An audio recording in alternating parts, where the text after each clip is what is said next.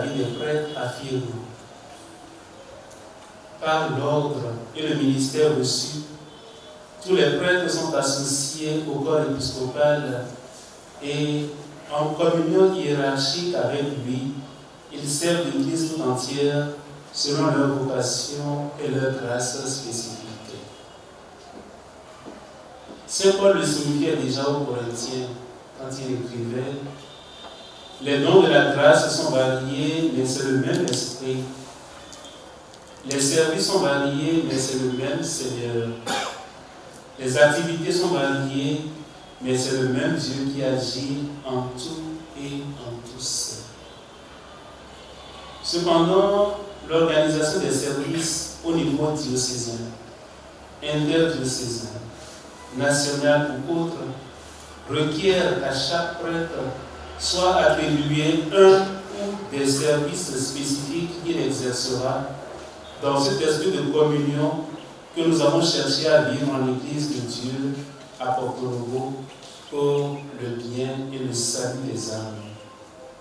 C'est pourquoi je lance cet appel à tous les prêtres, à toutes les communautés chrétiennes et religieuses, à toutes les institutions de cette portion de l'Église dont le Seigneur m'a confié la charge, accueillez dans la foi la communion et pour le salut des âmes, les présentes nominations qui répartissent les responsabilités et les services selon les besoins de notre Église famille de Dieu et selon les dons de l'Esprit Saint à chacun.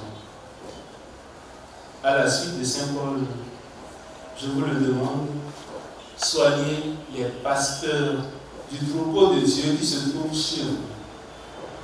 Veillez sur lui, non pas contrainte, mais de plein gré selon Dieu. Non par cupidité, mais par dévouement. Non pas en commandant en maître à ceux qui nous sont confiés, mais en devenant les modèles du troupeau. Et quand se manifestera le chef des pasteurs, vous recevrez la couronne de gloire qui ne se flétrit pas. Gloria à toi, Hosanna in excelsis.